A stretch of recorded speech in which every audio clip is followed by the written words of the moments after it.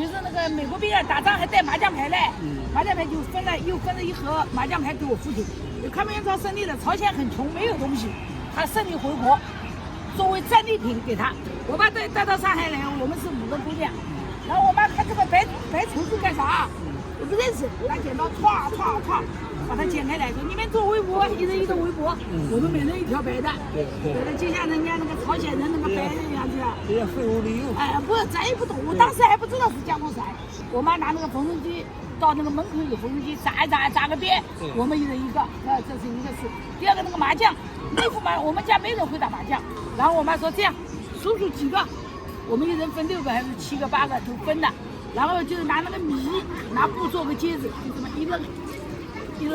当踢毽子，不是当踢毽子，抓。对。那个麻将放地上，然后这个人啊抓一个麻将接个笖子，抓个麻将接个笖子，就这样。锻炼手了。我们家没有麻将的，旧社会过来，我父亲去当兵了，哪有麻将啊？美国兵俘虏收他的。跟美国人还会打麻将啊？美国人会打麻将。哦。麻将不是我们家的，我们家没有麻将。分呢是志愿军回来了，大家给一点纪念品。哦。给点纪念品，你给的是麻将，他给的是降落伞剪1块，他给的是。这珍贵嘞。不懂啊，这长照现在就珍贵了呀。那么不懂呀，我母亲就把这个就是说，你们几个玩吧，也没那时候中国人条件也没条件什么买麻将买什么，就分他了，我分到6只，对吧？搿马拉加来没大概才分到，我不晓得一父母加嘛几锭我是不晓得的几只，反正我分到6只，然后呢拿个布呢，装点大米，做那个做了这结子，阿拉就拿打，这是我儿时的第一个玩具。我儿时就是这个玩具，一直玩到我上中学了，不爱玩了，天天玩这个，也没有新式玩具。那个围巾呢，我都戴了好长时间。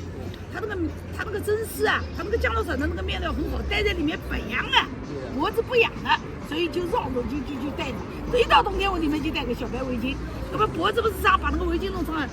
我妈妈一洗，我们第2天再戴。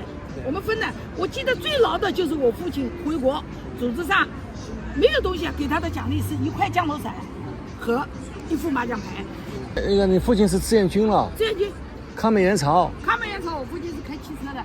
抗美援朝开车去，我上次写过个文章，那个微信上给我都录取登了，那也是纪念抗美援朝。我突然想起，我没说这个麻将牌的事，我是说我父亲抗美援朝开汽车，结果有一天呢，日本那个美国鬼子在天上就是扔那个汽油弹，往车子上扔。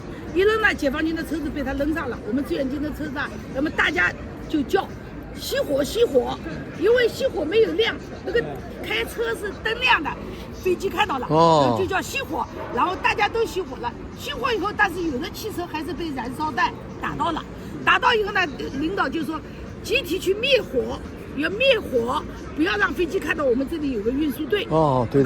就我们大家去灭火，我父亲也去灭火了，啊，稀里哗啦，灭完了，灭完以后说继续前进，关灯前进，闭灯前进，就摸瞎子开灯，等我父亲把这一车弹药、粮食东西送到那个规定的地方，好几个。人家一把拉住我父亲说：“快抢救！”我父亲说：“抢救什么？我没有受伤了。”抢救不行，老李抢，非拽他。我父亲跟我学的，他说当时我就想，我没受伤，为什么要抢救我啊？可能受伤了。没有受伤，我们的前面的车被炸了以后，志愿军驾驶员炸死了，那么救火没有水，他们拿什么就往火里头放吧。其实拿的就是我们志愿军炸死的那个肠子。哎呦，肠子，我父亲说黏糊糊，也不知道什么，再抓。那么他现在把这个抓的这个肠子、尸体、衣服都扔到火里去灭火嘛，然后他这个手是黏糊的，他这个拿手嘛汗呐，就这样抹，结果他的满脸大花脸和身上散的都是血，人家说你是不是今天受伤厉害，送医院。我父亲说我没有受伤呀。这个情况。我父亲亲口跟我说的，他说结果呢，他说非要叫我到医院，我跟他说你们搞的，我是没有受伤呀。他看他满身是血嘛。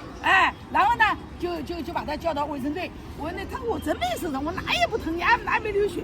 洗个脸一弄才发现他抓的又不是美国兵的尸体，美国兵是飞机，抓的其实是我们志愿军的牺牲的志愿军的那个衣服啊，炸伤啊，肠子啊什么乱七八糟，他炸的。